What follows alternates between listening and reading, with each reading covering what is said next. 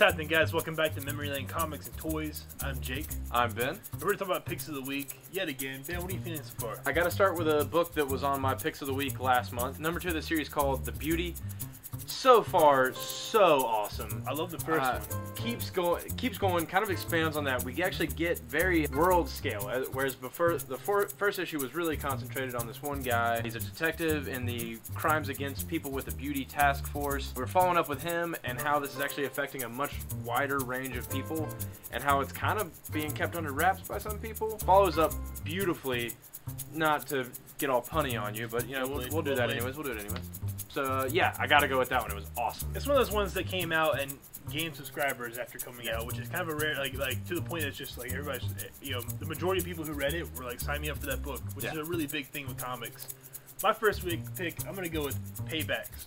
This book is about this team that looks kind of like they're all based on tropes of superheroes. There's like Dead Pouch. It was basically the Deadpool, Cable, pouchy guy from, you know, that you'd expect to see in a 90s comic. There's all these different characters that are based on those kind of things, and they're here repossessing stuff from a character who's basically like a Batman. But it's very, very funny, lots of puns. Well, if you've read anything from Donny Cates before, he's done a few things for Dark Horse already, like Buzzkill, which was the story of the superhero who got different powers just based on whatever drug he was doing. It kind of follows in that same vein of humor. Really, really good stuff. But it kind of hit home at the end. Like, it actually got to an actual story at the end, which I was really impressed with. Looking forward to the next one big time. For my second pick of the week, I'm going to pick a book that I actually thought was going to be the joint pick of the week. It was kind of a Dark Horse came out of nowhere and kind of surprised both of us, and we'll talk about that one later. But it's a new #1 from Image Comics, which that should say enough for you. But then you add in that it's a new #1 from Image Comics and Rick Remender. And then you add in that Sean Murphy's doing it. This book was awesome. And it's huge. It's a ton for the money. And it kind of takes you into this futuristic world where everybody is so dominated by technology. Sort of something that we're seeing this day and age of people just burying their heads in their phones while they're walking. This time, it actually, like, their screens come up around their face and keeps them from actually seeing the outside world. And it's gotten so bad for some people that it's worse than heroin in some cases. And that's kind of where realistic. Yeah, it kind of hits close to home for anybody that you get annoyed by seeing somebody on their iPad when they're out at bars, just like not paying attention to people around them, but just buried in these devices. And so it's kind of playing on that, and we kind of jump in with these two people who are working as private security for a firm, and it gets really, really crazy really, really quickly. I can't say any more, else I'll ruin it for you. My second pick of the week, I'm going to go with Invincible. I cannot wait. The next issue is going to be so absolutely crazy. They're doing this idea of a reboot, and it's almost in like making fun of the way Marvel and DC constantly do this, but also embracing and taking it to another level. Yeah. So this issue explains what's about to happen with this crazy story. I cannot wait to see what the next one happens, because it just, when you get to the last page, you're just like, oh my god, like this is for real. This is happening. I've been reading this comic for so long.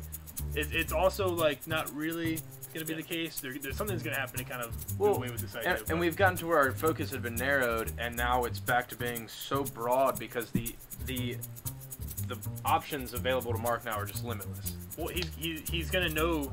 So he's back at day one, and he knows that his dad is about to do something really crazy. Yeah. And just to see what's gonna happen with that is just nuts. I cannot wait for the next. I wish it was coming out. I wish all 4 of the next 4 issues. How about now? How about now? Yeah, right now. Guys, now we got to talk to you about Captain America White. It's our joint pick of the week. Blew me away. We've only been waiting that for 10 years. So you'd think like 10 years of build up, you'd be like, it's gonna be a letdown. It was really good, man. It was back to the same like the color books that Jeff and Tim Sale Love and Tim Sale were doing for so long. Daredevil yellow, Hulk gray, Spider-Man blue, and it's basically an origin story of Marvel's favorite characters done in a really interesting way. Yeah, and it had that feeling of when Jeff Loeb was doing his Batman run. It had that Batman and Robin feel with Captain America and Bucky, and it kind of brought in this whole Captain America, as opposed to how we know Bucky now through the movies. Bucky is a kid when Captain America meets him and trains him, sort of takes him under his wing, and that's kind of what the whole first issue is about, the remorse of Captain America getting a 16-year-old kid mixed up in World War II. Yeah.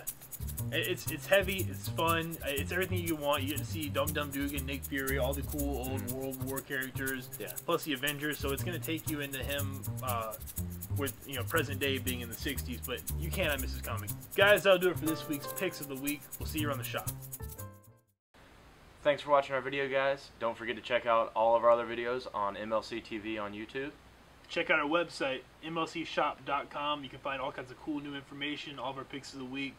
It's an awesome website. And if you're ever in Wilmington, don't forget to stop by and check us out. We got a huge shop we love to share with the world. And thanks, guys.